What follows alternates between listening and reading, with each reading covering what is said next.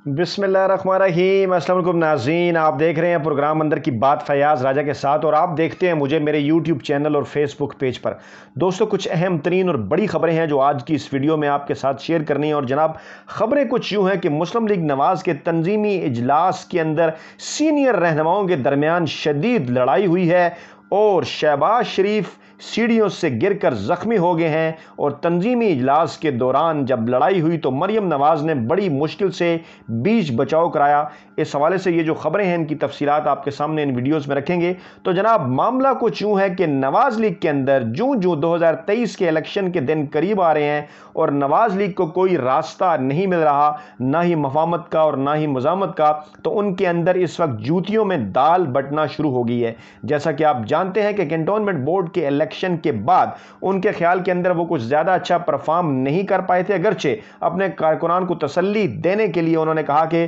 Cantonment में उन्होंने अच्छी कारकर्दगी का मुजाहरा किया, लेकिन असल में इसके फ़ौरन बाद, कैंटोनमेंट इंतखाबात के नताइज के फ़ौरन बाद, उन्होंने अपने तंजीमी इजलास का एक सिलसिला जो है वो शुरू कर दिया डिवीज़न की सतह के ऊपर। और इसके बाद जहाँ जहाँ मुस्लिम लीग नवाज़ का इजलास होता है वहाँ इख्तलाफात जो हैं वो सामने आते हैं। रावलपिंडी में ख्वाजा आसफ की तकरीर ने बड़ी शोहरत हासिल की, जहां ख्वाजा आसफ ने वाज़ेह तौर पर यह कहा कि क़यादत के दरमियान इख्तलाफात हैं, लेकिन कारकुनान अपने दरमियान इख्तलाफात बुलाएं। और वहाँ पर जो रावलपिंडी के अंदर भी जो ग्रुपिंग है, कई सीनियर रहनुमाओं को नहीं बुलाया गया। इसी तरह मामला आगे बढ़ते बढ़ते आज जब फैसलाबाद पहुँचा,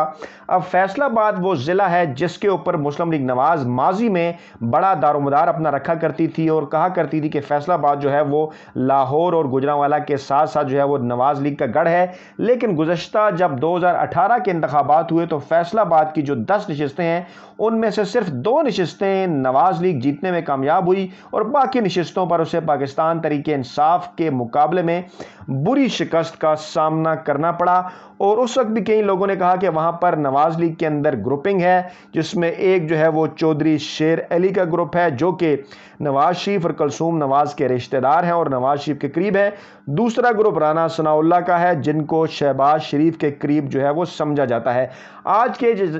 का ये जो फैसलाबाद का इजलास था, इसमें पहले तो मरियम नवाज़ ने तकरीर की और उनकी तकरीर के दरमियान कुछ अहम तरीन जो बातें हैं वो सामने आई। मरियम नवाज़ ने यह कहा कि इस वक्त हमारी पार्टी के अंदर कुछ ऐसे लोग हैं जो हमसे डरते हैं और हम उनसे डरते हैं। यानी मामला खासा आगे बढ़ गया है। मरियम नवाज़ डरने की बात कर रही हैं। वो कह रही हैं कि पार्टी के अंदर वाज़ेह तौर पर जो है वो फाल्ट लाइंस इस वक्त जो है वो बहुत गहरी हो गई हैं। और उनके इस बयान का ये मतलब था कि ग्रुपिंग जो है वो बड़ी तेज़ी से जो है वो ड्राइंग रूम से निकल कर अब जो है बाकायदा तौर पर बाहर आ गई है। अच्छा, इसी इजलास का वाक़या है जनाब। इस इजलास के अंदर जो चौधरी शेर अली हैं, जो आबिद शेर अली के वालिद हैं, और इसके साथ साथ जो है वो मियाँ नवाज शरीफ के भी वो रिश्तेदार लगते हैं, क्योंकि जो उनकी अहलिया थी वो नवाज शरीफ की फ़र्स्ट कज़न थी। और इसी तरह आबिद शेर अली के और जो चौधरी शेर अली हैं उनके मुतल्लिक़ कहा जाता है कि वह कलसूम नवाज़ के भी रिश्तेदार हैं। इस तरह से आबिद शेर अली का जो है वो डबल रिश्ता है इस फैमिली के साथ। और चौधरी शेर अली जो हैं वो उनके वालिद मोहतरम हैं। चौधरी शेर अली ने आज जब इजलास के अंदर तकरीर की तो इस तकरीर के अंदर उन्होंने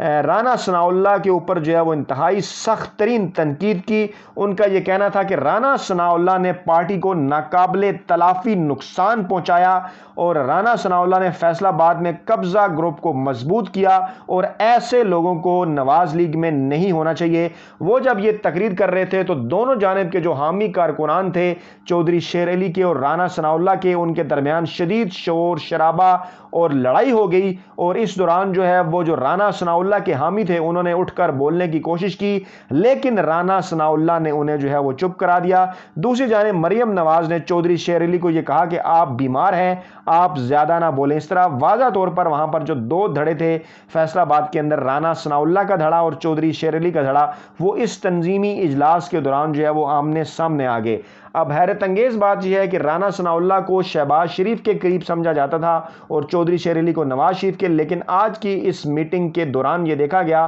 कि मरियम नवाज़ जो है वो बज़ाहिर राना सनाउल्लाह की साइड जो है वो लेती हुई नजर आई। इस हवाले से हम माजी में भी एक वीडियो कर चुके हैं कि किस तरह राना सनाउल्लाह ने मरियम नवाज़ के ऊपर और उनकी वालदा के ऊपर इल्ज़ामात लगाए थे जब राना सनाउल्लाह जो है वो पाकिस्तान पीपल्स पार्टी का हिस्सा थे। लेकिन उसके बाद फिर जब वो नवाज़ लीग के अंदर शामिल हुए तो उनसे कभी किसी ने ये नहीं पूछा कि مریم نواز اور ان کی والدہ مرحومہ کلثوم نواز پر جو گھٹیا الزامات انہوں نے لگائے تھے، کیا انہوں نے اس حوالے سے معافی مانگی؟ لیکن حیران کن طور پر اب مریم نواز اور رانا ثناءاللہ ایک جیسی جو بولی ہیں وہ بولتے ہوئے نظر آتے ہیں۔ یہ جناب معاملات ایسی صورت میں پیدا ہو رہے ہیں کہ جب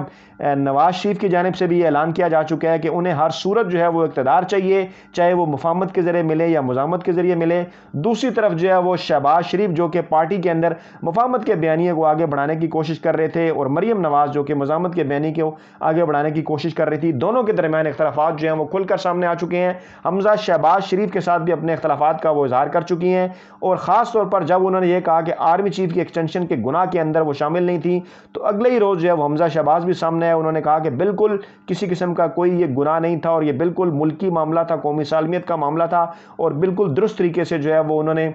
مسلم لیگ نواز نے ٹھیک ووٹ ڈالا آرمی چیف کی ایکسٹینشن کے معاملے پر۔ اور شاہد خاقان عباسی نے بھی یہ کہا کہ وہ اس معاملے میں بالکل بھی اپنے آپ کو گنہگار نہیں سمجھتے، ایکسٹینشن جو ہے وہ ہوتی رہتی ہے۔ اس معاملے کو لے کر دوسرا معاملہ شہباز شریف کا ہے، جن کے متعلق لوگ یہ دعویٰ کر رہے ہیں کہ ایک مرتبہ پھر جو ہے وہ ان پارٹی کے حالات کو دیکھتے ہوئے شہباز شریف نے گوشہ نشینی اختیار کرنے کا فیصلہ کیا ہے۔ دو وجوہات ہیں، ایک تو پارٹی کے اندر بڑھتے ہوئے اختلافات، دوسرا انہیں ایف آئی اے کی جانب سے ایک نوٹس جو ہے وہ موصول ہوا تھا العربیہ شوگر مل اور رمضان شوگر مل کے کیس کے حوالے سے، اور